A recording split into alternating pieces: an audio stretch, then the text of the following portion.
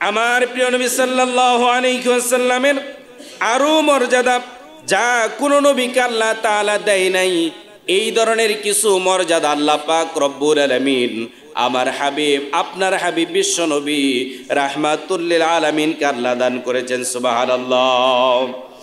রাহমাতুল লিল আলামিন সম্পর্কে আল্লাহ তাআলা বলেন, ওয়ামা আরসালনাকা ইল্লা রাহমাতাল লিল আলামিন। আল্লাহ পাক রব্বুল আলামিন ঘোষণা করে দিলেন, নবী গো, আমি আপনাকে সমস্ত পৃথিবীর সমস্ত জগৎ সমূহের জন্য আপনাকে রহমত করে এই পৃথিবীতে প্রেরণ করলাম। সুবহানাল্লাহ। তাহলে প্রিয় নবীজি আমার, তিনি হলেন সকলের জন্য রহমত, সমস্ত জগতের জন্য তিনি রহমত। সুবহানাল্লাহ। আল্লাহ নিজের ব্যাপারে বলেন, আলহামদুলিল্লাহি রাব্বিল আলামিন। আল্লাহ তাআলা বলেন, আলহামদু, সমস্ত প্রশংসা ওই রবের জন্য যিনি সমস্ত জগৎ সমূহের রব। তাহলে আল্লাহ তাআলা তিনি হলেন রব্বুল আলামিন, আর আমাদের প্রিয় নবীকে আল্লাহ বানায় দিলেন রাহমাতুল লিল আলামিন। আমাদের নবী হলেন রাহমাতুল লিল আলামিন, আর আল্লাহ তাআলা হলেন রব্বুল আলামিন। সুবহানাল্লাহ কোন। আমাদের নবীকে আল্লাহ তাআলা আরো যে সম্মান মর্যাদা দান করেছেন, সমস্ত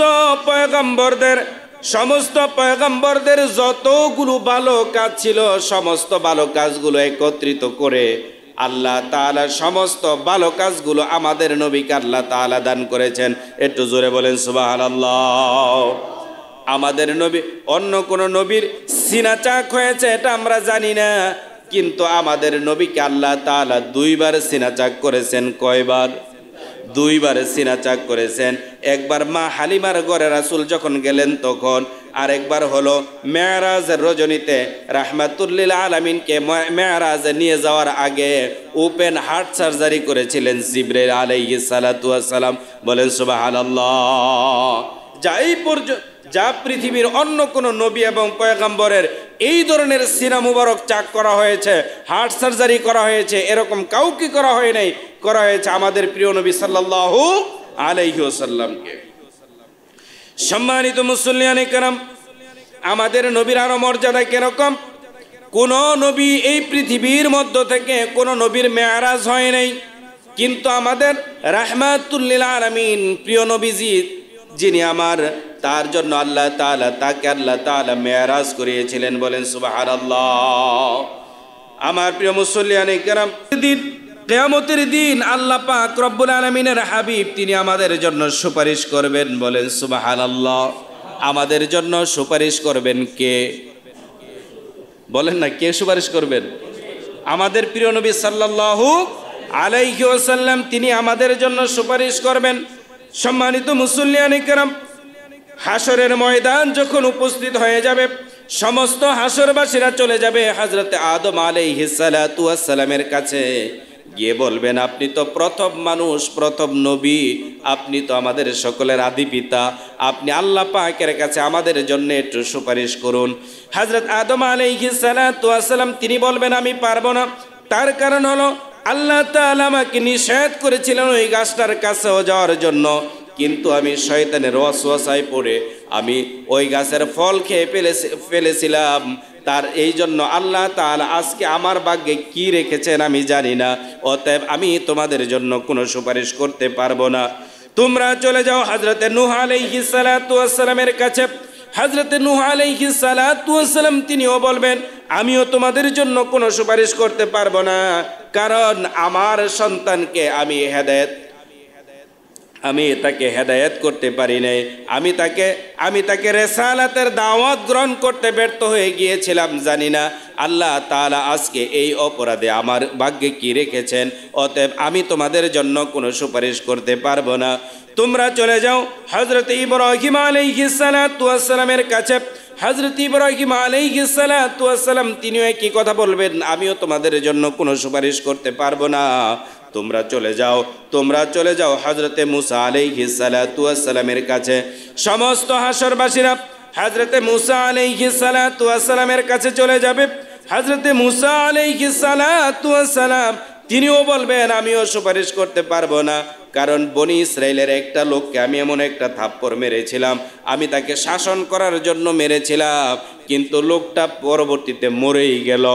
যার কারণে আল্লাহ তাআলা আমার ভাগ্যে আজকে কি রেখেছেন আমি জানি না, অতএব আমি তোমাদের জন্য কোনো সুপারিশ করতে পারবো না। তোমরা চলে যাও হযরত ঈসা আলাইহিস সালাতু ওয়াস সালামের কাছে। সমস্ত হাসরবাসীরা চলে যাবে হযরত ঈসা আলাইহিস সালাতু ওয়াস সালামের কাছে। হযরত ঈসা আলাইহিস সালাতু ওয়াস সালাম তিনিও বলবেন আমিও তোমাদের জন্য কোনো সুপারিশ করতে পারবো না, তবে আমি তোমাদেরকে একটা পরামর্শ দিতে পারি। আজকের এই দিনে যিনি আল্লাহ পাকের সামনে কথা বলার সাহস যিনি পাবেন, যিনি সুপারিশ করতে পারবেন, তিনি আর কেউ নয়, তিনি হলেন আখিরি জামানার পয়গম্বর বিশ্বনবী মুহাম্মদুর রাসূলুল্লাহ সাল্লাল্লাহু আলাইহি ওয়াসাল্লাম। তোমরা তার কাছে যাও, তিনি ছাড়া আজকে কেউ সুপারিশ করতে পারবে না। সমস্ত হাসরবাসীরা আমাদের প্রিয় নবী সাল্লাল্লাহু আলাইহি ওয়াসাল্লামকে খুঁজতে থাকবেন, খুঁজতে খুঁজতে নবীজিকে পেয়ে ফেলবেন। নবীজি মাকামে মাহমুদের মধ্যে সেজদায় পড়ে আছেন, সেজদায় পড়ে পড়ে তিনি সেখানে কাঁদতেছেন, ইয়া উম্মতি বলে তিনি সেখানে কাঁদতে থাকবেন। আল্লাহ তাআলা একটা সময় বলবেন নবী গো, ও নবী আজকে আপনার কাদার দিন না, আপনি কাঁদবেন না, আপনি মাথা উঠান, আজকে আপনি যা চাইবেন আমি তাই দিব, আপনি যা আমার কাছে সুপারিশ করবেন তাই আমি মঞ্জুর করে নিব। আল্লাহ পাক রব্বুল আলামিন বলবেন নবী গো আপনি যা চাইবেন তাই দিব, আপনি যার জন্য সুপারিশ করবেন আমি মঞ্জুর করে নিব। কত বড় পাওয়ারফুল ক্ষমতা আল্লাহ তাআলা আমাদের প্রিয় নবী সাল্লাল্লাহু আলাইহি ওয়াসাল্লামকে সেই দিন দিবেন, বলেন সুবহানাল্লাহ। নবীজি সেদিন রাহমাতুল লিল আলামিন, সেই দিন তিনি তার উম্মতদেরকে বেছে বেছে, যারা তার আদর্শই পৃথিবীর মধ্যে মেনেছিল, যারা তাকে অনুসরণ করেছিল, তাদেরকে তিনি বেছে বেছে সেই দিন প্রিয় নবী সাল্লাল্লাহু আলাইহি ওয়াসাল্লাম বেছে বেছে আল্লাহ পাকের কাছে সুপারিশ করে তাদেরকে জান্নাতে পৌঁছে দিবেন, বলেন সুবহানাল্লাহ। মা আয়েশা রাদিয়াল্লাহু তাআলা আনহা এই কথা শোনার পরে তিনি বললেন ইয়া রাসূলুল্লাহ, ইয়া হাবিবাল্লাহ, কিয়ামতের ময়দানে শত শত কোটি মানুষ, সেখান থেকে আপনি কি করে আপনি আপনার উম্মতদেরকে বাছাই করবেন?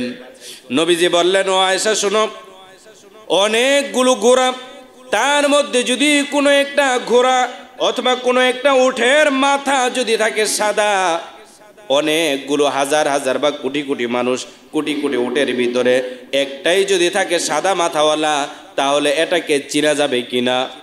মা আয়েশা বলেন ইয়া রাসূলুল্লাহ, অনেক ঘোড়ার ভিতরে একটা যদি সাদা মাথা হয় তাহলে তো চিনাই যাবে।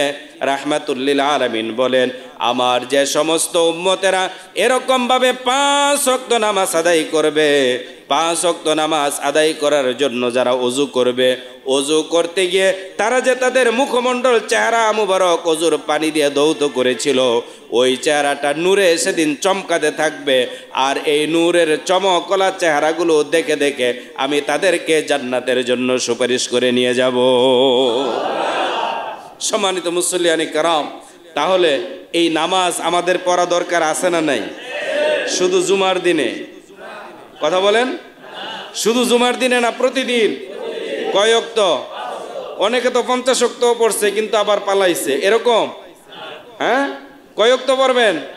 কথা কয় না, কয় ওয়াক্ত? 5 ওয়াক্ত নামাজ প্রতিদিন পড়া দরকার আছে না নাই? প্রতিদিন 5 ওয়াক্ত নামাজ পড়তে হবে। রাসূল করিম সাল্লাল্লাহু আলাইহি ওয়াসাল্লামকে আল্লাহ তাআলা বলবেন নবী গো, আমি আপনাকে কাউসার দান করেছি। কি দিছেন? কাউসার দান করছেন। আল্লাহ পাক রব্বুল আলামিনের হাবিবের হাতে সেই দিন যারা হাউজে কাউসারের পানি পান করবে, কিয়ামতের ময়দানে যারা রাসূলের হাত থেকে হাউজে কাউসারের পানি পান করবে, ওই দিন তাদের কোনো আর তৃষ্ণা লাগবে না, বলেন সুবহানাল্লাহ। ওই দিন থেকে তাদের তৃষ্ণা এরকম ভাবে নিবারণ হয়ে যাবে যে আর কখনো তাদের তৃষ্ণা হবে না, বলেন সুবহানাল্লাহ।